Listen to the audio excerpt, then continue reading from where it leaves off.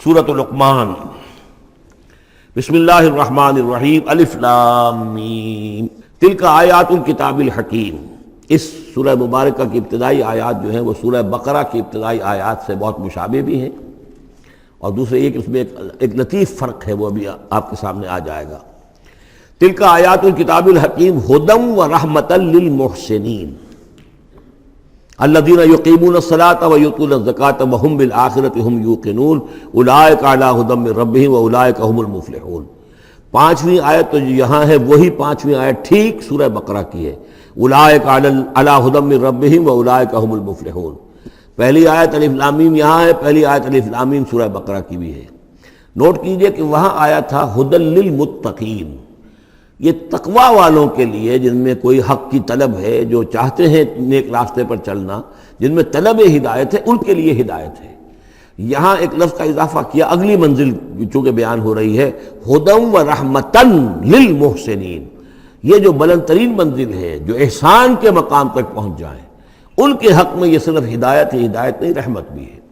تو یہاں تقابل اگر کریں گے، الف لام میم ذالک الکتاب لا ریب فیہ ھدی للمتقین، یہاں فرمایا تلک آیات الکتاب الحکیم، یہ ایک بڑی حکمت بڑی کتاب کی آیات ہے، اور یہ ہدایت ہے اور رحمت ہے محسنین کے حق میں۔ اور یہ محسنین جو ہے قرآن کی اصطلاح کے طور پر، جیسا کہ میں بیان کر چکا ہوں سورہ مائدہ میں، کہ یہ پہلا درجہ ہے اسلام، اس سے اوپر ایمان، اس سے اوپر احسان۔ اذا اتقوا وآمنوا وعملوا الصالحات ثم اتقوا وآمنوا ثم اتقوا واحسنوا واللہ یحب المحسنین، ان کے حق میں یہ قرآن رحمت ہے۔ الذین، اب ان کے یہ اوصاف ہیں جو نماز قائم رکھتے ہیں، ویؤتون الزکاۃ، وہاں ہے ومما رزقناہم ینفقون، یہاں باقاعدہ لفظ زکوٰۃ آ گیا، وہ زکوٰۃ دیتے رہتے ہیں، یا یہ کہ اپنے تزکیے کے لیے ایک مسلسل کوشاں رہتے ہیں۔ وہم بالآخرۃ ہم یوقنون، اور آخرت پر ان کا پورا یقین ہے۔ اصل شے جو ہے، جو انسان کے عمل اور کردار پر اثر انداز ہوتی ہے، وہ ایمان بالآخرہ ہے۔ اولئک علی ھدی من ربہم، یہ لوگ ہیں ہدایت پر اپنے رب کی جانب سے، واولئک هم المفلحون، اور یہی ہے فلاح پانے والے۔ وَمِنَ النَّاسِ مَن يَشْتَرِي لَهْوَ الْحَدِيثِ لِيُضِلَّ عَن سَبِيلِ اللَّهِ بِغَيْرِ عِلْمٍ، لوگوں میں سے کچھ ایسے بھی ہیں کہ جو کھیل کی باتیں خریدتے ہیں، کھیل کود، اور تاکہ لوگوں کی توجہ ادھر ہو جائے۔ اور یہ باقاعدہ کیا ہے نضر بن حارث، جو رؤسائے قریش میں سے تھا، اور اس شخص کا معاملہ یہ تھا کہ یہ حضور کے شدید ترین مخالفین میں سے تھا۔ اس نے یہ کیا کہ یہ لوگ جو ہیں، چونکہ عربوں کے اندر ذوق تو تھا، ان کے ہاں اچھے شاعروں کی بڑی قدر تھی، خطبہ ادب جو ہے، فصاحت و بلاغت جو ہے، اس سے ان کو دلچسپی تھی، قرآن مجید کی فصاحت اور بلاغت انہیں اپنی طرف کھینچتی تھی۔ وہ چاہتے تھے کہ یہ لوگ سنیں ہی نہ، تو وہ کہیں سے شام گیا اور وہاں سے کوئی گانا گانے والی ایک لونڈی لے آیا جو بہت اچھا گانا گاتی تھی، اور اس کی محفلیں اس نے منعقد کرانی شروع کر دی، تاکہ لوگ آئیں یہاں پر اور یہ اس میں مگن رہیں، اور رات کا وقت وہاں لگائیں تو دن میں سوئیں۔ بہرحال کسی طریقے سے ان کی توجہات جو ہے اس کو محمد کی طرف سے ہٹا کر صلی اللہ علیہ وسلم تو ان چیزوں میں لگا دیا جائے۔ اور یہ اچھی طرح سمجھ لیجئے کہ اس وقت دنیا میں یہ کھیلوں کا معاملہ، سپورٹس کا، گیمز کا معاملہ، اور پورے ذرائع ابلاغ کے اوپر معلوم ہوتا ہے چھائی ہوئی شے یہی ہے۔ ٹی وی کے اوپر تو معلوم ہوتا ہے کہ دنیا کی اہم ترین شے جو ہے وہ یہ گیمز ہیں، ان کے ٹورنامنٹس ہیں، وہ وہاں ہو رہا ہے، یہاں ہو رہا ہے، وہاں ہو رہا ہے، یہاں ہو رہا ہے، یہ ٹینس کا ہے، یہ فلاں کا ہے، یہ تیراکی کا ہے، اور یہ گیم، اس لیے کہ اسی کو دیکھتے رہو۔ جو بھی وقت کوئی فارغ ہے، ظاہر بات ہے کہ کہیں ایسا نہ ہو کہ کہیں بیٹھے بیٹھے کہیں اچانک خیال ہی آ جائے کہ بھئی سوچے انسان میں ہوں کون، کہاں سے آیا ہوں، کہاں جا رہا ہوں، زندگی کا مال کیا ہے، مقصد کیا ہے، اپنی حالات کے بارے میں ہی سوچے، دنیا کدھر جا رہی ہے، قوم کدھر جا رہی ہے، ملک کدھر جا رہا ہے، نہیں، ان کو مست رکھو۔ وہ اقبال نے تو کہا تھا کہ ابلیس نے یہ کہا اپنے کارندوں سے کہ مست رکھو ذکر و فکر صبح گاہی میں اسے، اور پختہ تر کر دو مزاج خانقاہی میں اسے۔ اس سے اگلی بات ہے کہ جو آج دنیا کے ابلیسوں نے جو ایجاد کی ہے کہ یہ کھیل کود، اسی طریقے سے یہ ایکٹرز، یہ ڈرامے، اور پھر ان کے ایکٹرز اور ایکٹریسز کی زندگیاں، اور ان کے جو بھی سکینڈلز ہوں، جس طریقے سے کہ ان کو دنیا میں پھیلایا جا رہا ہے تاکہ وہ نوجوان نسل بھی بس ان دلچسپی میں پڑی رہے۔ تو یہ ہے اصل میں وہ فلسفہ۔ وَمِنَ النَّاسِ مَن يَشْتَرِي لَهْوَ الْحَدِيثِ، کھیل کود کی چیزیں خریدتے ہیں وہ لوگ، لِيُضِلَّ عَن سَبِيلِ اللَّهِ، تاکہ اللہ کے راستے سے گمراہ کریں، بغیر علم، بغیر علم کے۔ وَيَتَّخِذَهَا هُزُوًا، اور اللہ تعالیٰ کا جو معاملہ ہے اس کو یہ وہ ہنسی ٹھٹا بنا دیں۔ اولئک لہم عذاب مہین، یہ وہ لوگ ہیں کہ جن کے لیے اہانت آمیز عذاب ہے۔ وَإِذَا تُتْلَىٰ عَلَيْهِ آيَاتُنَا وَلَّىٰ مُسْتَكْبِرًا، اور جب اسے سنائی جاتی ہیں ہماری آیات تو وہ ولّا اپنی پیٹھ موڑ کر چل دیتا ہے، مستکبرا استکبار کرتے ہوئے، کأن لم یسمعها، جیسے کہ اس نے سنی ہی نہیں، کان فی اذنیہ وقرا، گویا کہ اس کے کانوں میں کوئی ثقل ہے، بوجھ ہے، اس نے سنا ہی نہیں کیا محمد نے سنایا ہے۔ فبشرہ بعذاب علیم، یہ سارا جو ہے یہ اس نضر بن حارث کے لیے یہ آیات نازل ہوئی ہیں۔ تو اے نبی اس شخص کو دردناک عذاب کا آپ کی بشارت دے دیجیے۔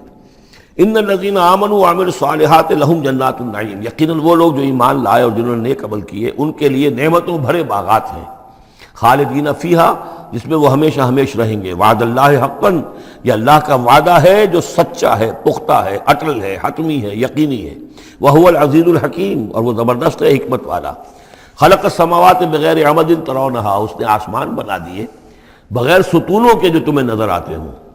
وَأَلْقَىٰ فِي الْأَرْضِ رَوَاسِيَ أَن تَمِيدَ بِكُمْ، اور اس نے زمین میں ایسے لنگر ڈال دیے ہیں کہ تمہیں لے کر ایک طرف کو لڑک نہ جائے، جھک نہ جائے۔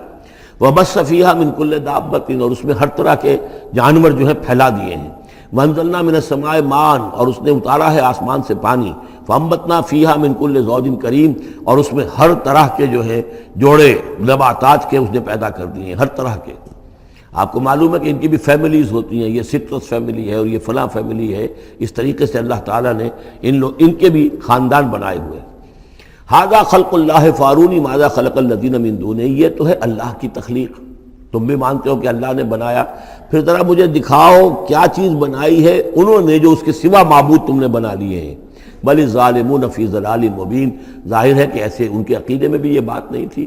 یہ دوسری بات ہے کہ وہ متوجہ نہیں ہوتے تھے، جو کچھ کر رہے ہیں اس کا کبھی تجزیہ نہیں کرتے تھے، لیکن یہ ہے کہ یہ ظالم جو ہے یہ کھلی گمراہی میں پڑے ہوئے ہیں۔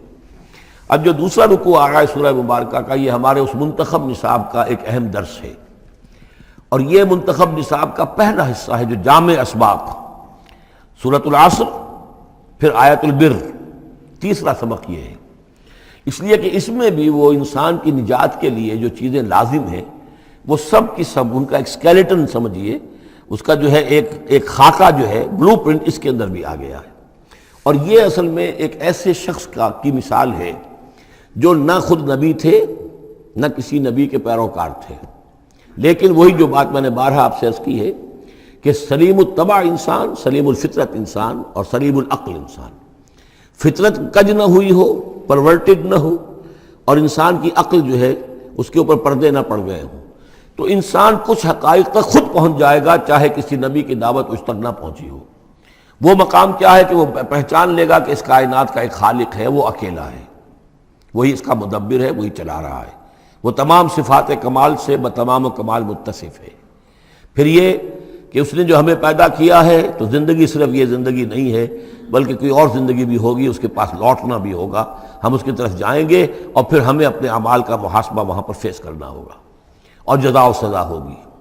یہاں تک انسان پہنچ سکتا ہے، یعنی ایمان ابھی نہ کہیے، ایمان تو تصدیق کو کہتے ہیں، ایمان کا لفظ تو ہوتا ہے جبکہ نبی کی دعوت کی تصدیق کی جائے تو لفظ ایمان ہے، لیکن یوں سمجھیے کہ معرفت یا حکمت، معرفت اور حکمت کے یہ دو سٹیشنز ایسے ہیں کہ جس تک انسان پہنچ جاتا ہے بغیر وحی کی رہنمائی کے، اگر اس کی فطرت سلیم ہے، اس کی عقل سلیم ہے۔ اس کے بعد وہ سوال کرتا ہے، یہی میں نے سورہ فاتحہ میں آپ کو بتایا تھا کہ سورہ فاتحہ دعا ہے، لیکن کس شخص کی دعا ہے؟ عام آدمی کی دعا نہیں ہے، وہ ہمیں تلقین تو کی گئی ہے، نماز میں ہم وہی پڑھتے ہیں، لیکن اس میں پیش نظر کیا ہے کہ ایک شخص جو اپنی سلامتی طبع، سلامتی فطرت، سلامتی عقل سے یہاں تک تو پہنچ گیا کہ الحمدللہ رب العالمین الرحمن الرحیم مالک یوم الدین ایاک نعبد، یہاں تک تو وہ پہنچ گیا ہے۔ اے رب پھر تیری ہی بندگی کرنی چاہیے، تیری ہی مرضی پر چلنا چاہیے، لیکن تیری مرضی کس شے میں ہے یہ ہمیں معلوم نہیں، تو کس چیز سے راضی ہوتا ہے، کس سے ناراض ہوتا ہے یہ ہمیں معلوم نہیں، تیری بندگی کیسے کریں یہ ہمیں معلوم نہیں۔ تو اس سے آگے پھر ہے وہ جو اہدنا الصراط المستقیم، ایاک نعبد و ایاک نستعین اہدنا الصراط المستقیم۔ تو ایسی ایک شخصیت تھی حضرت لقمان کی، جہاں تک روایات ہیں ان سے معلوم ہوتا ہے کہ یہ حبشی النسل تھے۔ نوبیا ایک جگہ ہے کہ جو سوڈان اور یوں سمجھیے کہ مصر کے تقریباً درمیان یا سرحد پر ہے، وہاں یہ رہتے تھے اور کارپینٹر تھے، لیکن یہ کہ اللہ تعالیٰ ذہانت جس کو بھی چاہے دے دے، لیکن ان کے اندر اللہ تعالیٰ نے وہ ذہانت بھی دی تھی، اور وہ سلامتی فکر، سلامتی عقل، سلامتی فطرت، سلامتی قلب، اس کے نتیجے میں وہ اس چیز تک پہنچ گئے تھے، توحید تک۔ اور اس کے ساتھ ہی یہ ہے کہ اعمال انسان کے جو ہیں وہ ضائع جانے والے نہیں ہیں، ان کا کوئی نہ کوئی بدلہ مل کر رہے گا۔ باقی یہ کہ جو چیزیں وہی سے معلوم ہوتی ہیں، جنت دوزخ، وہ تو ان کے تذکرہ نہیں ملے گا اس کے اندر، جو چیزیں، اور کسی رسول کا تذکرہ بھی نہیں ملے گا، اس لیے کہ وہ کسی رسول کے امتی ہوتے تو تذکرہ کرتے۔ یہاں انہوں نے جو اپنی ایک حکیم اور دانا انسان نے اپنے ساری عمر کے سوچ کا جو لب لباب ہے، خلاصہ ہے، حاصل ہے، وہ اپنے بیٹے کو اپنے انتقال کے وقت وصیت کی شکل میں منتقل کیا ہے، اور اس کو اللہ تعالیٰ نے قرآن میں نقل کر دیا، کیونکہ ان کے اقوال کوٹ کیے جاتے تھے۔ جیسے ہم وہ تقریر کرتے ہیں تو کبھی علامہ اقبال کا حوالہ دیتے ہیں، ان کا شعر کوٹ کر دیتے ہیں، کبھی کسی اور کا، تو یہ بھی اصل میں عرب میں خطباء اور شعراء جانتے تھے کہ یہ لقمان جو ہیں یہ بہت ہی حکیم اور دانا انسان تھے، اور ان کے اقوال جو ہیں کوٹ کیے جاتے تھے اشعار میں بھی اور خطبات میں بھی۔ تو اللہ نے بتایا کہ دیکھو یہ لقمان بھی جو اپنی سلامتی طبع اور سلامتی فکر کی وجہ سے جہاں تک پہنچا، وہ وہی اصول ہے کہ جن کی طرف محمد تمہیں دعوت دے رہے ہیں صلی اللہ علیہ وسلم۔ وَلَقَدْ آتَيْنَا لُقْمَانَ الْحِكْمَةَ، اور ہم نے لقمان کو دانائی عطا کی۔ دانائی کا نتیجہ کیا تھا؟ انشکر للہ، کہ شکر کرو اللہ کا۔ دانائی کا تقاضا، فطرت کی سلامتی کا تقاضا کیا ہے؟ جو بھی آپ کے ساتھ بھلائی کرے اس کے لیے ایک احسان مندی کی جذبات آپ میں پیدا ہونے چاہیے۔ اگر نہیں ہو رہا ہے تو فطرت جو ہے پرورٹڈ ہے، بس ہو گئی، جو بھی بھلائی کرے۔ اور عقل کا تقاضا کیا ہے کہ اصل جو ہے منعم، اس کو پہچان لیا جائے، اور وہ اللہ ہے۔ تو نتیجہ کیا نکلے گا؟ وہ سلامتی طبع جمع سلامتی عقل، تو اللہ کو پہچان لیا جائے اور کہا جائے الحمدللہ، جہاں سے قرآن مجید شروع ہوتا ہے۔ انشکر للہ، کہ شکر کرو اللہ کا۔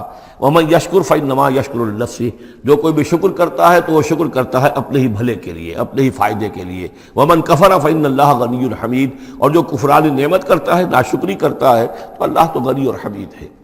وَإِذْ قَالَ لُقْمَانُ لِابْنِهِ، اب یہاں سے حضرت لقمان کی وہ نصیحتیں ہیں جو انہوں نے اپنے بیٹے کو کی ہیں، یہاں مذکور نہیں ہے، لیکن مراد یہی ہے کہ انتقال کے وقت، جیسے کہ کوئی شخص دولت مند ہے تو وہ اپنے انتقال کے وقت اپنے بیٹوں کو، یا اگر بیٹا ایک ہی ہے تو اسے بتائے گا کس سے لینا ہے، کس کو دینا ہے، کیا حساب کتاب ہے، کہاں کہاں میرے ایسٹس ہیں۔ کوئی دفینہ ہے تو بھی بتائے گا کہ میرا وہاں فلاں جگہ پر دولت دفن ہے۔ ایک حکیم انسان کے پاس اصل شے اس کی ساری عمر کے غور و فکر کا جو حاصل ہے، کہ میں نے جو کچھ سوچا ہے، میں نے جو کچھ بھی حاصل کیا ہے اپنی فطرت سلیمہ اور عقل سلیم کی رہنمائی میں، وہ میں تمہیں منتقل کر رہا ہوں۔ وَإِذْ قَالَ لُقْمَانُ لِابْنِهِ وَهُوَ يَعِظُهُ، یاد کرو جب کہ کہا لقمان نے اپنے بیٹے سے اور وہ اسے نصیحت کر رہے تھے، یا بنی لا تشرک باللہ، نمبر ایک، اللہ کے ساتھ شرک مت کیجو، ان الشرک لظلم عظیم، یقیناً شرک بہت بڑا ظلم ہے، بہت بڑا ظلم ہے، سب سے بڑی ناانصافی۔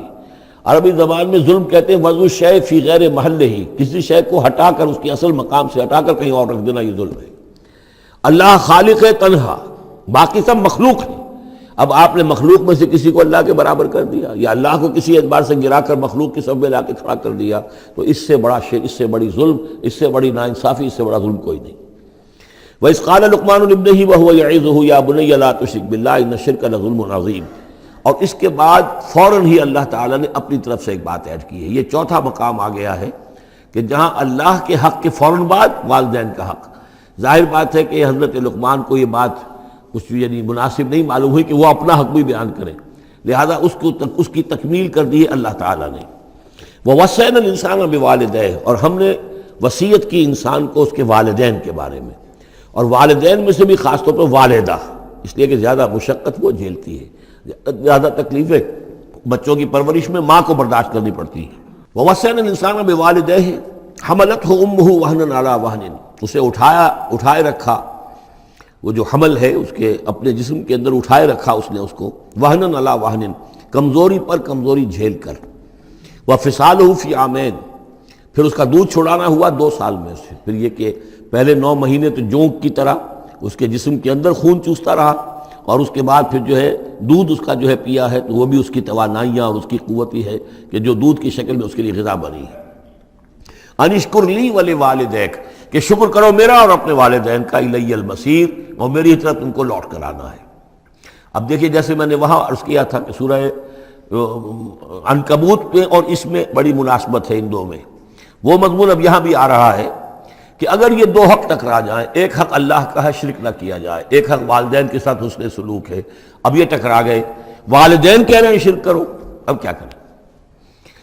وَإِن جَاهَدَاكَ عَلَىٰ أَن تُشْرِكَ بِي مَا لَيْسَ لَكَ بِهِ عِلْمٌ، اگر وہ تم سے جہاد کریں، تم پر دباؤ ڈالیں، تم سے لڑیں، تم سے جھگڑیں اور تمہیں مجبور کریں کہ تم شریک کرو اور شرک کرو میرے ساتھ ایسی چیز کا کہ جس کا تمہارے پاس کوئی علم نہیں ہے، فَلَا تُطِعْهُمَا، تو ان کا کہنا مت مانو۔ وہاں پر بھی یہ مضمون آ چکا، یہاں دوبارہ آ گیا کہ ان کے حقوق ایک حد تک ہیں، اس سے آگے بڑھ کر وہ اللہ کے حقوق پر ڈاکہ ڈالنے لگے، بازی بازی بارش بابا ہم بازی، ان کے حقوق اللہ کے حقوق کے برابر نہیں ہو سکتے، ان کے حقوق اللہ کے حقوق سے فائق نہیں ہو سکتے، اس کے نیچے نیچے ہیں، تو شرک نہیں۔ البتہ یہاں یہ ذہن میں رکھیے کہ شرک صرف بت پرستی کو نہیں کہتے، لا تشرک، شرک کی کوئی قسم بھی ہو۔ اب اللہ کے کسی ایک حکم کو اگر والدین کہتے ہیں توڑو، اس کا کیا مطلب ہے؟ یہ شرک کا حکم دے رہے ہیں، اس لیے کہ آپ نے والدین کے کہنے پر اللہ کے حکم کی خلاف ورزی کی، اس کا مطلب ہے کہ آپ نے مطاع اور معبود والدین کو بنا لیا۔ نفس کے کہنے پر آپ حرام کے اندر منہ مار رہے ہیں تو آپ کا جو حرام جو دولت ہے وہ آپ کا معبود ہے، اور آپ کا نفس آپ کا معبود ہے۔ ارأیت من اتخذ الہہ ہواہ، کیا تم نے دیکھا اس شخص کو جس نے اپنی خواہش و نفس کو اپنا معبود بنا لیا؟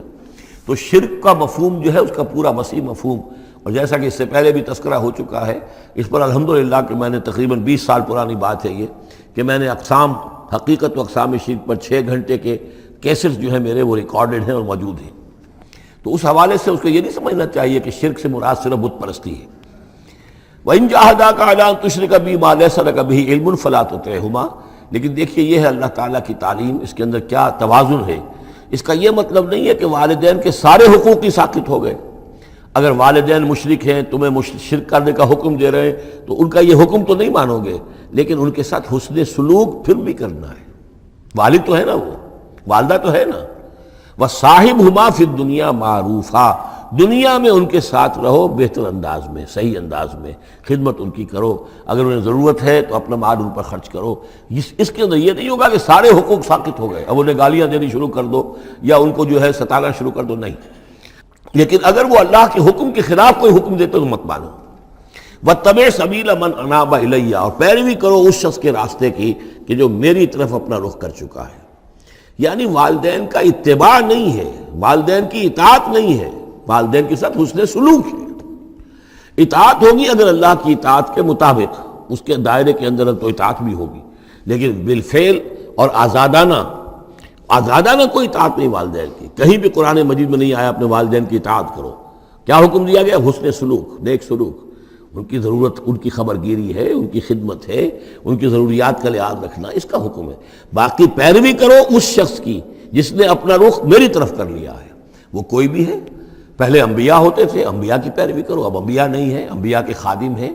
انبیاء کی امتوں میں جو شخص بھی اٹھا ہے دین کی دعوت لے کر، جس نے اپنا رخ کر لیا ہے، جس نے کہا میں چل رہا ہوں اللہ کے راستے میں، کون میرا ساتھی بنتا ہے، تو پیروی کرو اس کی۔ وَاتَّبِعْ سَبِيلَ مَنْ أَنَابَ إِلَيَّ، پیروی کرو اس شخص کے راستے کی جس نے اپنا رخ میری طرف کر لیا ہے۔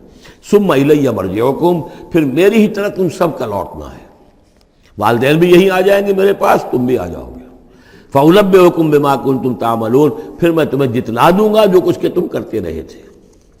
اب یہاں بیچ میں جو آگے اللہ کی طرف سے آگے آئی، حضرت لقمان کی نصیحت صرف ابھی ایک آئی تھی، یا بنی لا تشرک باللہ ان الشرک لظلم عظیم، اے میرے بچے شرک مت کرنا اللہ کے ساتھ، اس لیے کہ شرک جو ہے بہت بڑا ظلم ہے، بہت بڑی ناانصافی ہے۔ دوسری وصیت ان کی کیا ہے؟ یا بنی انہا ان تک مثقال حبۃ من خردل فتکن فی صخرۃ او فی السماوات او فی الارض یأت بها اللہ ان اللہ لطیف خبیر، اے میرے بچے عمل، خواہ وہ نیکی کا ہو خواہ بدی کا ہو، انہا، ہا کی ضمیر ہے عمل کی طرف، عمل خواہ ایک رائی کے دانے کے ہم وزن ہو۔ اب یہ سب سے چھوٹی چیز، رائی کا دانہ، فتیلہ، نقیرہ، یہ 3 چیزیں آتی ہیں قرآن مجید میں عام طور پر چھوٹی شے کے لیے، لا یظلمون فتیلہ، لا یظلمون نقیرہ، اور یہ کہ رائی کا دانہ بہت چھوٹا، تو چاہے وہ نیکی یا بدی ہو رائی کے دانے کے ہم وزن۔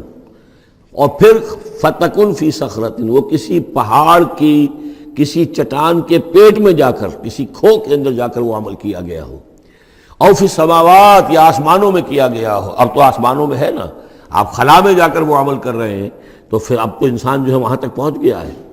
او فی الارض، یا زمین کے پیٹ میں گھس کر کیا گیا ہو، یأتی بہ اللہ، اللہ اسے لے آئے گا۔ یعنی انسانی اعمال، انسان اشرف المخلوقات ہے، اور انسانی اعمال ایسی گھٹیا چیز نہیں ہے کہ ایسے ضائع کر دے اللہ، چاہے وہ نیکی ہے چاہے بدی۔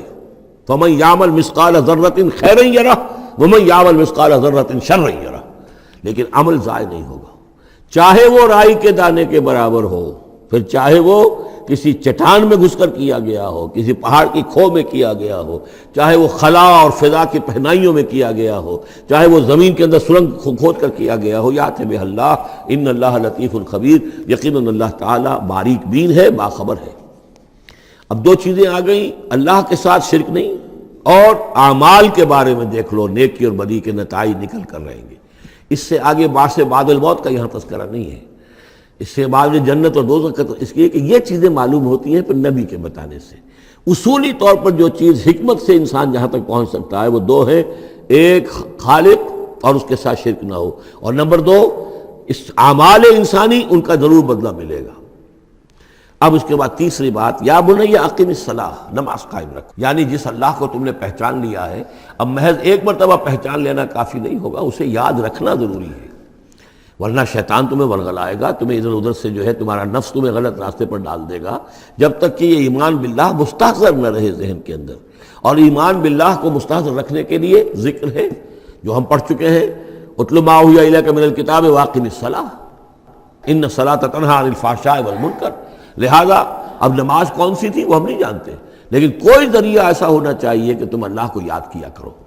یا بنی اقم الصلاۃ، اور نمبر 4 وَأَمُرْ بِالْمَعْرُوفِ وَانْهَ عَنِ الْمُنْکَرِ، اور نیکی کا حکم دو اور بدی سے روکو۔ یہ بھی تمہاری ذمہ داریوں میں سے ہے، یہ بھی انسان کی، یوں سمجھیے کہ اس کی انسانیت، اس کی شرافت، اس کی مروت کا تقاضا ہے کہ وہ اپنے جو ابنائے نو ہیں، جو بھی انسان ہیں، ان کی بھلائی کے لیے کوشاں ہوں، اور سب سے بڑی بھلائی ان کی اور سب سے بڑی خدمت یہی ہے کہ انہیں برائیوں سے روکا جائے اور بھلائیوں کی دعوت دی جائے۔ وَاصْبِرْ عَلَىٰ مَا أَصَابَكَ، اور یہ بھی جان لو کہ اگر یہ امر بالمعروف نہی عن المنکر کرو گے تو تکلیفیں آئیں گی، مصیبت آئیں گی۔ پسند تو کسی کو نہیں ہے کہ آپ اس پر تنقید کریں۔ اگر آپ کسی بچے کو بھی سڑک پر کھیل رہا ہو، گلی میں کھیل رہا ہو، اگر آپ اس سے کہہ دیں کہ بیٹے یہ کوئی کرکٹ کھیلنے کی جگہ نہیں ہے، کسی کی گاڑی کا شیشہ توڑو گے تم، تو آپ دیکھ لیجئے پھر کیا آپ کا وہ اس کو کیا جواب دے گا آپ کو۔ اسی لیے آپ بولتے ہی نہیں ہیں کہ اب لے کر وہاں سے نکل جائیں، تو کسی کو بھی نصیحت پسند نہیں ہے، حق کڑوا ہے۔ لہذا آپ اگر حق کہنا ہے اور نصیحت کرنی ہے تو پھر تیار رہو کہ وہ ممکن ہے تمہیں پلٹ کر گالی دے دے، وہ کہے کہ تم پہلے ذرا اپنے دامن کو دیکھو تمہارے کتنے دھبے ہیں۔ اب جو بھی ہو برداشت کرو، اور اگر کوئی بڑی بات ہے، اگر فرعون کے سامنے جا کر حق کہو گے تو وہ تو کہے گا کہ میں تمہیں جیل میں ڈالوں گا۔ تو اس طریقے سے یہ وَاصْبِرْ عَلَىٰ مَا أَصَابَكَ، پھر جو شے بھی تم پر آئے اس پر صبر کرو، إِنَّ ذَلِكَ مِنْ عَزْمِ الْأُمُورِ، یقیناً یہ چیزیں ہیں جو بڑی ہمت کے کاموں میں سے۔ گویا کہ وہ چاروں چیزیں اس میں آ گئیں، وَالْعَصْرِ إِنَّ الْإِنسَانَ لَفِي خُسْرٍ إِلَّا الَّذِينَ آمَنُوا وَعَمِلُوا الصَّالِحَاتِ وَتَوَاصَوْا بِالْحَقِّ وَتَوَاصَوْا بِالصَّبْرِ۔ یہاں اصطلاحات ذرا علیحدہ ہو گئی، تواصی کے بجائے امر بالمعروف نہی عن المنکر آ گیا، صبر جو کا تو ہے، باقی ایمان اور وہ تمام چیزیں، اعمال صالحہ میں سے نماز آ گئی، والدین کے ساتھ حسن سلوک آ گیا۔ آخری دو آیتیں ہیں وَلَا تُصَعِّرْ خَدَّكَ لِلنَّاسِ، اور دیکھو اپنے گالوں کو پھلا کر مت رکھو لوگوں کے سامنے، یعنی تکبر اور غرور، اس انداز میں رہنا۔ وَلَا تَمْشِ فِي الْأَرْضِ مَرَحًا، اور تم زمین میں اکڑ کر نہ چلو۔ ان اللہ لا يحب كل مختال فخور، یقیناً اللہ تعالیٰ کو جو اکڑنے والے ہیں، اور یہ مختال بنا خیل سے، خیل کہتے ہیں گھوڑے کو، گھوڑے کی چال میں ایک تمکنت ہوتی ہے، تو جب انسان بھی بڑی تمکنت کے ساتھ چلتا ہے تو وہ گویا کہ اختیال بن گیا۔ لا يحب كل مختال فخور، شیخی خورے، فخر کرنے والے، اکڑنے والے اللہ کو پسند نہیں ہے۔ یہ مضمون سورہ بنی اسرائیل میں بھی آ چکا ہے۔ وَلَا تَمْشِ فِي الْأَرْضِ مَرَحًا إِنَّكَ لَن تَخْرِقَ الْأَرْضَ وَلَن تَبْلُغَ الْجِبَالَ طُولًا، تم کتنا ہی پاؤں مار کر چلو ہماری زمین کو پھاڑ نہیں سکتے، اور کتنی گردن اکڑا لو، اونچے ہو جاؤ، سینہ تان لو اور اوپر ترا بھی چڑھا لو، لیکن یہ کہ تم پہاڑوں کی اونچائی تک نہیں پہنچ سکتے۔ آخری بات فرمائی وَاقْصِدْ فِي مَشْيِكَ، اپنی چال میں میانہ روی اختیار کرو۔ یہ میانہ روی ہر اعتبار سے، چال میں بھی، خرچ میں بھی، وَالَّذِينَ إِذَا أَنفَقُوا لَمْ يُسْرِفُوا وَلَمْ يَقْتُرُوا وَكَانَ بَيْنَ ذَلِكَ قَوَامًا، یہ ایک میچور شخصیت کا کہ اس کے اندر ہر اعتبار سے معلوم و توازن ہو، انتہا پسندی کسی بھی اعتبار سے نہ ہو۔ وَاقْصِدْ فِي مَشْيِكَ، وغضض من صوتک، اور اپنی آواز کو پست رکھو۔ اس کا مطلب کیا ہے کہ کہیں کوئی آرگومنٹ ہے، کہ جھگڑا ہو گیا ہے تو آواز کو بلند کرنے کی کوشش نہ کرو، بات اپنی کرو۔ عام طور پر یہ ہوتا ہے کہ جب آدمی دیکھتا ہے کہ میری دلیل تو کمزور پڑ گئی تو پھر وہ اپنی آواز کی والیوم بڑھا کر کوشش کرتا ہے کہ کمپنسیٹ کرے کہ دلیل عقلی اعتبار سے تو کمزور ہے لیکن میری آواز جو ہے وہ اس کے اندر وزن پیدا کر دے۔ وَلَا وَغْضُضْ مِنْ صَوْتِكَ، اور دیکھو ان انکر الاصوات لصوت الحمیر، آواز جو گدھے کی ہوتی ہے وہ ڈھیچو ڈھیچو جب کرتا ہے تو بلند تو وہ بہت ہوتی ہے لیکن کس قدر ناپسندیدہ آواز ہے، کتنی ناپسندیدہ آواز ہے۔ تو آواز کی بلندی کوئی حسن نہیں ہے، اصل تو یہ شے ہے کہ آپ جو بات کہیں وہ وزنی ہو، وہ دلیل کے ساتھ ہو، اور وہ آپ اپنی بات کو منوا سکیں اس کے حوالے سے۔ الم تروا ان اللہ سخر لکم ما فی السماوات وما فی الارض واسبغ علیکم نعمہ ظاہرۃ وباطنہ ومن الناس من یجادل فی اللہ بغیر علم ولا ہدی ولا کتاب منیر، صدق اللہ العظیم۔ کیا تم نے دیکھا نہیں کہ اللہ تعالیٰ نے تمہارے لیے مسخر کر دیا ہے جو کچھ کے آسمانوں میں ہے اور جو کچھ کے زمین میں ہے؟ یعنی یہ کہ آسمان کے اندر سورج ہے، چاند ہے، یہ سب تمہاری ضرورتیں بہم پہنچانے میں لگے ہوئے ہیں۔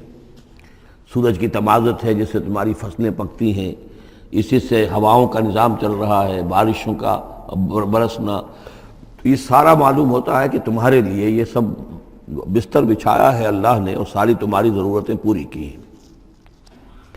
وَأَسْبَغَ عَلَيْكُمْ نِعَمَهُ، اور اس نے تم پر اپنی ساری نعمتیں مکمل کر دی ہیں، پوری کر دی ہیں۔ ظاہرۃ و باطنۃ، یہ نعمتیں ظاہری بھی ہیں، باطنی بھی ہیں، جو باہر سے نظر آتی ہیں، دکھتی ہیں، جن کو ہم استعمال کرتے ہیں۔ بہت سی نعمتیں وہ جن کا ہمیں احساس ہی نہیں ہے، ہمارے وجود کے اندر کیا کچھ اللہ تعالیٰ نے ودیت کیا ہوا ہے اس کا ہمیں پوری طرح احساس بھی نہیں۔ وَمِنَ النَّاسِ مَن يُجَادِلُ فِي اللَّهِ بِغَيْرِ عِلْمٍ، یہ آیت آ چکی ہے سورہ حج میں۔ لوگوں میں سے کچھ ایسے بھی ہیں جو جھگڑتے ہیں اللہ کے معاملے میں، یا اللہ کے بارے میں، یا اللہ کے احکام کے بارے میں، اللہ کی آیات کے بارے میں، بغیر اس کے کہ بغیر علم کہ ان کے پاس کوئی علم ہو، ولا ہدن، نہ کوئی رہنمائی اور ہدایت ہے، ولا کتاب منیر، نہ کوئی روشن کتاب ہے۔ وَإِذَا قِيلَ لَهُمُ اتَّبِعُوا مَا أَنزَلَ اللَّهُ قَالُوا بَلْ نَتَّبِعُ مَا وَجَدْنَا عَلَيْهِ آبَاءَنَا، اور جب ان سے کہا جاتا ہے کہ پیروی کرو اس کی جو اللہ نے نازل فرمایا ہے، قرآن اتارا ہے، اس کی پیروی کرو۔ قالوا، وہ کہتے ہیں، بل نتبع ما وجدنا علیہ آباءنا، بلکہ ہم تو پیروی کریں گے اس کی کہ جس کو پر ہم نے پایا ہے اپنے آباء و اجداد کو۔ اور آج کل خاص طور پر یہ لوک ورثہ اور ہماری پرانی روایات، قومی روایات، اور ہماری جو ہیں ہر علاقے کا ایک کلچر ہے، اس کلچر کو زندہ کیا جائے، کروڑ ہر روپیہ ان چیزوں میں صرف کیا جاتا ہے۔ اولو کان الشیطان یدعوہم الی عذاب السعیر، خواہ شیطان ان کو پکار رہا اور بلا رہا ہو، یہ جو باتیں بنا رہے ہیں در حقیقت یہ شیطان کی دعوت اور اس کی تبلیغ ہے در حقیقت، جس کو انہوں نے قبول کیا ہے۔ یدعوہم الی عذاب السعیر، اور وہ انہیں بلا رہا ہے اس جہنم کے عذاب کی طرف۔ وَمَن يُسْلِمْ وَجْهَهُ إِلَى اللَّهِ وَهُوَ مُحْسِنٌ، اور جس شخص نے اپنا چہرہ اللہ کے سامنے جھکا دیا، تابع فرمان کر دیا اپنے چہرے کو الی اللہ، اللہ کی جانب، وَهُوَ مُحْسِنٌ، اور وہ احسان کی روش اختیار کرے، فَقَدِ اسْتَمْسَكَ بِالْعُرْوَةِ الْوُثْقَىٰ، تو اس نے تو مضبوط تھام لیا ہے، مضبوط کنڈے کو، اس کا ہاتھ پڑ گیا ہے۔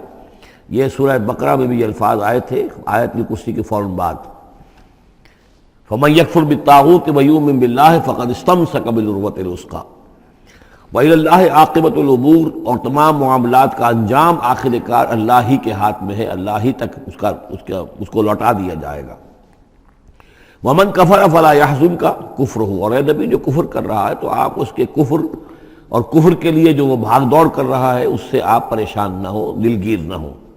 الینا مرجعہم، میری طرف ان سب کو لوٹنا ہے، فننبئہم بما عملوا، ہم انہیں اچھی طرح بتا دیں گے، جتلا دیں گے جو کچھ کہ انہوں نے کیا تھا۔ ان اللہ علیم بذات الصدور، یقیناً اللہ تعالیٰ تو جو کچھ سینوں میں چھپا ہوا ہے اس سے بھی واقف ہے۔ نمتعہم قلیلا، ہم انہیں ذرا تھوڑی دیر کے لیے ساز و سامان دے رہے ہیں، دنیا کے اندر یہ مزے لے لیں، مزے لوٹ لیں۔ ثم نضطرهم الى عذاب غلیظ، پھر ہم انہیں کشاں کشاں لے آئیں گے، کھینچ کر پکڑ کر لے آئیں گے اس عذاب کی طرف جو بہت گاڑا ہے۔ وَلَئِن سَأَلْتَهُم مَّن خَلَقَ السَّمَاوَاتِ وَالْأَرْضَ لَيَقُولُنَّ اللَّهُ، اور جب اگر آپ ان سے پوچھیں کس نے پیدا کیا آسمان اور زمین تو وہ کہیں گے اللہ نے۔ قُلِ الْحَمْدُ لِلَّهِ، کہیے الحمدللہ، ساری حمد بھی پھر اسی کی ہے۔ بل اکثرهم لا يعلمون، لیکن یہ کہ ان کی اکثریت علم نہیں رکھتی۔ للہ ما فی السماوات والارض، آسمانوں اور زمین میں جو کچھ ہے وہ اللہ کے لیے ہے، اللہ ہی کا ہے، اللہ کی ملکیت ہے، یہ لام تملیک ہے، اللہ کی ملکیت ہے ہر وہ شے جو بھی کچھ ہے آسمانوں میں اور زمین میں۔ ان اللہ هو الغنی الحمید، یقیناً وہ غنی ہے، اسے کوئی احتیاج نہیں، اور حمید ہے، بڑی خوبیوں والا ہے، اپنی ذات میں ستودہ صفات ہے۔ وَلَوْ أَنَّ مَا فِي الْأَرْضِ مِنْ شَجَرَةٍ أَقْلَامٌ، اور اگر جتنے بھی زمین میں درخت ہیں وہ قلم بن جائیں، والبحر، اور سمندر جو ہے وہ سیاہی بن جائے، جیسے میں یہ مضمون سورہ کہف میں بھی آ چکا ہے۔ قُلْ لَوْ كَانَ الْبَحْرُ مِدَادًا لِكَلِمَاتِ رَبِّي وَلَنَفِدَ الْبَحْرُ قَبْلَ أَن تَنفَدَ كَلِمَاتُ رَبِّي وَلَوْ جِئْنَا بِمِثْلِهِ مَدَدًا، اگر پورا سمندر جو ہے میرے رب کے کلمات کو لکھنے کے لیے سیاہی بن جائے تو وہ سیاہی سمندر ختم ہو جائے گا، لیکن یہ کہ میرے رب کے کلمات ختم نہیں ہوں گے چاہے اتنا ہی سمندر اور لے آیا جائے۔ وہی مضمون یہاں بھی آ رہا، اور یہ بات نوٹ کی ہے، میں نے کئی مرتبہ آپ کو بتائی ہے کہ اہم مضامین قرآن مجید میں کم سے کم دو جگہ ضرور ملتے ہیں۔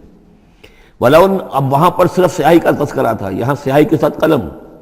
وَلَوْ أَنَّ مَا فِي الْأَرْضِ مِنْ شَجَرَةٍ أَقْلَامٌ، اگر جتنے بھی درخت زمین میں ہیں وہ سب کے سب قلم بن جائیں، والبحر، اور سیاہی جو ہے یہاں پہ اب محظوظ سمجھیے مدادن، اور بحر جو ہے سمندر جو ہے وہ سیاہی کی شکل اختیار کر لے، یمدہ من بعدہ سبعۃ ابحر، اور اس سیاہی کو پھر مزید پھیلائے اور بڑھائے 7 سمندر اور اس کے اندر جو ہے ڈال دیے جائیں، ما نفدت کلمات اللہ، اللہ تعالیٰ کی کلمات ختم نہیں ہوں گے۔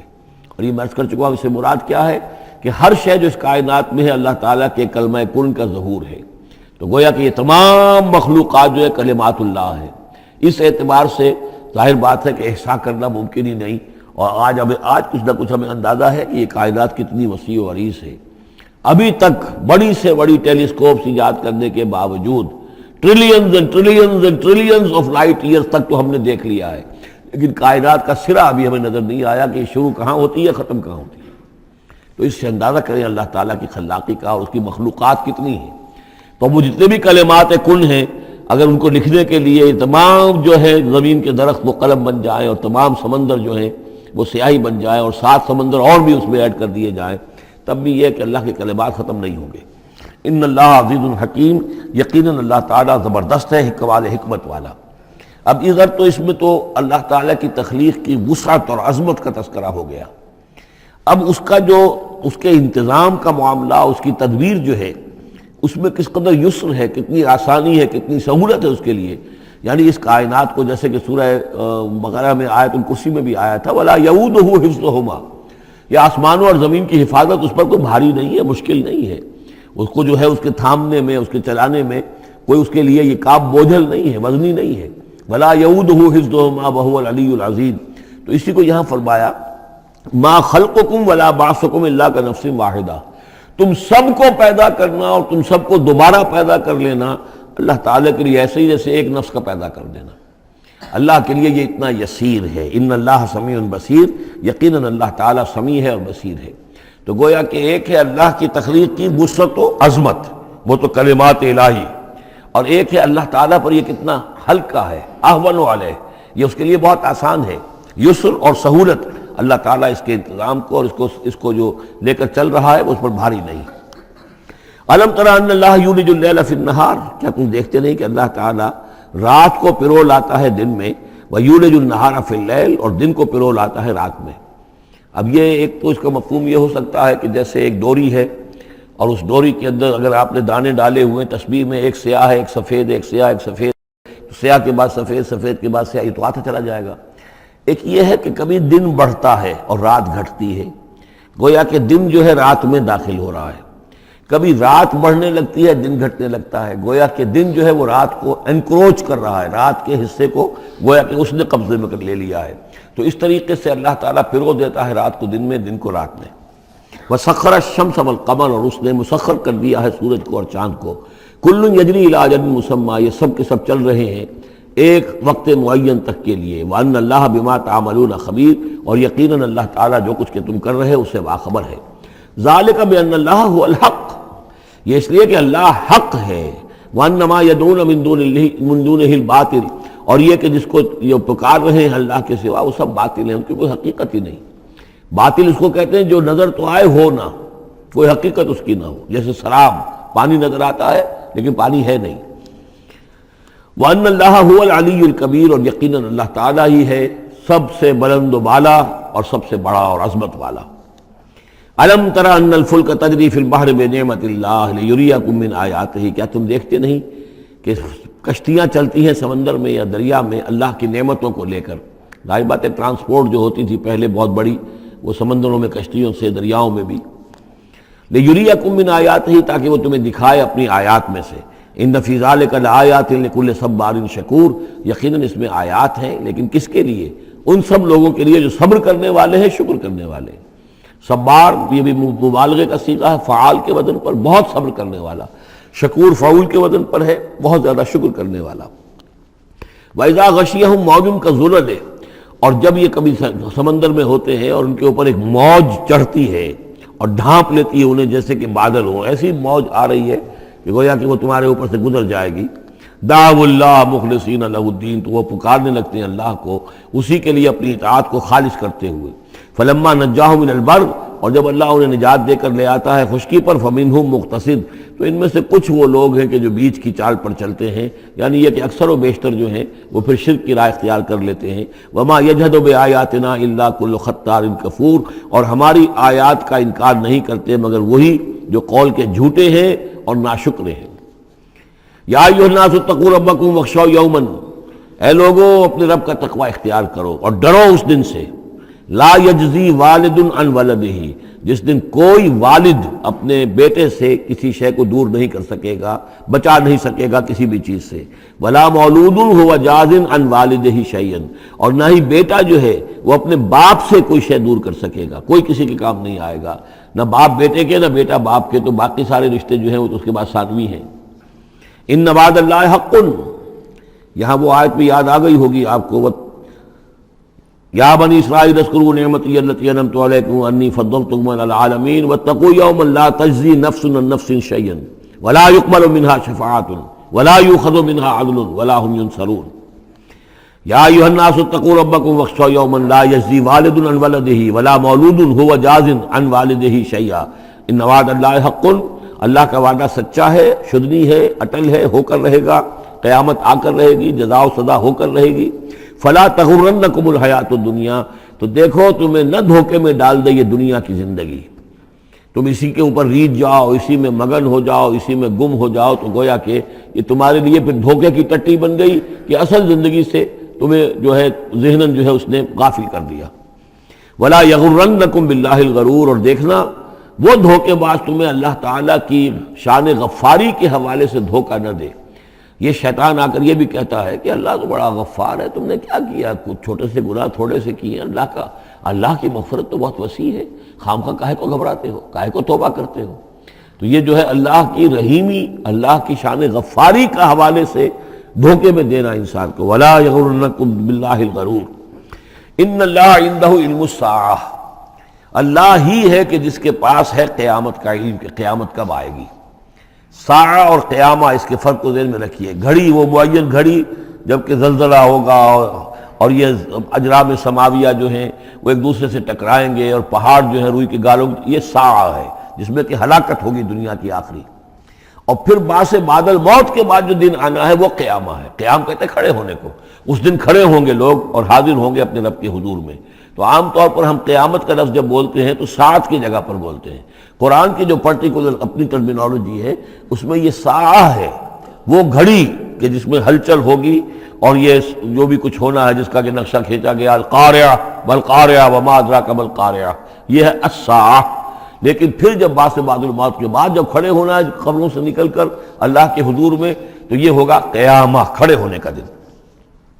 ان اللہ عندہ علم الساعہ، وہ ساعت کب آئے گی اس کا علم صرف اللہ کے پاس ہے۔ وَيُنَزِّلُ الْغَيْثَ، وہی بارش برساتا ہے۔ وَيَعْلَمُ مَا فِي الْأَرْحَامِ، وہ جانتا ہے جو کچھ کے رحموں میں ہے، ماں کے پیٹ میں کیا ہے وہ جانتا ہے۔ وَمَا تَدْرِي نَفْسٌ، اور کوئی جان نہیں جانتی ماذا تکسب غدا، کہ کل وہ کیا کمائی کرے گی۔ وَمَا تَدْرِي نَفْسٌ، اور کوئی جان نہیں جانتی بِأَيِّ أَرْضٍ تَمُوتُ، کہ کس زمین میں اس کی موت واقع ہوگی۔ ایک شخص ہے اپنے ملک سے صرف چند دن کے لیے کہیں باہر گیا، وہیں انتقال ہو گیا، اسے کبھی گمان بھی نہیں ہو سکتا تھا۔ سال ہر سال سے کہیں مقیم ہے، وہاں موت نہیں آئی، اور کہیں گیا ہے اور وہاں موت آ گئی۔ تو کوئی نہیں جانتا کس زمین میں اس کی موت واقع ہوگی. ان اللہ علیم الخبیر، یقیناً اللہ تعالیٰ علیم اور خبیر ہے. یہ جو 5 چیزیں یہاں گنوائی گئی ہیں، اس میں آج کل بڑا اشکال ہے، اور لوگ کہتے ہیں کہ یہ آپ پتہ چل جاتا ہے کہ ماں کے رحم میں جو ہے، ماں کے پیٹ میں بیٹا ہے یا بیٹی ہے. اس کے 2 اعتبار سے اس کو سمجھ لیجئے. اس آیت میں 5 چیزوں کا ذکر ہے. پہلی چیز میں حصر کا اسلوب ہے کہ یہ چیز صرف اللہ کو معلوم ہے، اگرچہ یہاں یہ نہیں لکھا ہوا ہے کہ اللہ کے سوا کوئی نہیں جانتا، پھر بھی چونکہ حصر کا اسلوب ہے. ان اللہ عندہ علم الساعہ، یقیناً اللہ ہی ہے جس کے پاس ہے قیامت کا علم، ساعت کا علم. اس میں بھی گویا کہ نفی ہو گئی کہ کوئی اور نہیں جانتا. 2 آخری چیزوں میں بھی نفی ہے، وما تدری نفس ماذا تکسب غدا، کوئی نہیں جانتا کہ کل وہ کیا کمائے گا. اس میں بھی کیٹیگوریکل نفی ہے اس کی. وما تدری نفس بأی ارض تموت، یہ بھی پھر کیٹیگوریکل نفی ہے کہ نہیں کوئی جانتا، کوئی جان نہیں جانتی کہ کہاں اس کی موت واقع ہوگی. لیکن 2 چیزیں جو ہیں ان میں کیٹیگوریکل ڈینائل نہیں ہے. وَيُنَزِّلُ الْغَيْثَ، اللہ بارش برساتا ہے. یہ کہاں لکھا؟ نہ یہاں اس حصر کا اسلوب ہے، نہ یہ لکھا ہے کہ یہ کام جو ہے صرف اللہ کرتا ہے. اسی طرح یعلم ما فی الارحام، اللہ جانتا ہے جو کچھ کے رحموں میں ہے. اب یہ نہیں لکھا کہ کوئی اور نہیں جانتا. اس اعتبار سے قرآن مجید کے الفاظ جو ہیں ان کے اوپر تو اعتراض وارد ہو ہی نہیں سکتا. البتہ اعتراض اگر کچھ وارد ہوتا تو ایک حدیث پر ہوتا ہے. حدیث میں یہ آیا ہے کہ حضرت جبرائیل نے جب پوچھا تھا کہ مجھے قیامت کے بارے میں بتائیے، تو اس میں سے ایک روایت میں یہ الفاظ آئے ہیں کہ فی 5 لا یعلمہن الا اللہ. یہ قیامت کا علم جو ہے یہ تو ان 5 چیزوں میں سے ہے جنہیں اللہ کے سوا کوئی نہیں جانتا، اور وہاں حضور نے یہ ساری چیزیں گنوائی ہیں. اس کا جو ہے جواب وہ یہ ہے کہ رحم میں کیا ہے اس کا صرف ایک پہلو ہمیں معلوم ہوا ہے کہ وہ بیٹا یا بیٹی ہے. باقی جو کچھ ہے اس کے نہ معلوم کتنے پہلو ہیں، کتنا ذہین ہے، کس قدر فطین ہے، اس کے اندر کیا اوصاف ہیں، اس میں کیا صلاحیتیں ہیں، شقی ہے یا سعید ہے، نیکوکار ہوگا بدکار ہوگا، کیا پتہ ہے، یا ہوگا یا ہوگی. تو اس سے یہ کہ اس کی جو حدیث کا بھی معاملہ ہے اس کی بھی جو ہے اس کی توضیح موجود ہے، اس پہ کسی گھبرانے کی ضرورت نہیں ہے. ان اللہ علیم الخبیر، یقیناً اللہ تعالی علیم اور خبیر ہے.